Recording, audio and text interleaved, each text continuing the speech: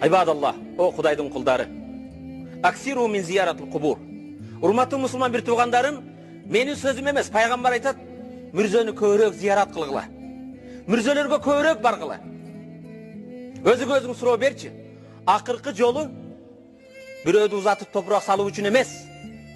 Жакын атаңды, энеңди, чоң атаң, чоң энеңди, байкеңди, тайкеңди, же курбуңду, же досуңду зиярат кылуу үчүн. Ошо мүрзөгө барып ушуга бир истигфар айтып дуа кылайын деп, акыркы жолу мүрзөгө качан бардың? Пайгамбарыбыз айтат, аксиру мин зияратыл кубур. Мүрзөлөрдү көп зиярат кылгыла. Фа иннаха тузаккирукум бил ахира. Мүрзөнү зиярат кылуу силерге акыретти эстетет. Барып бираз көр.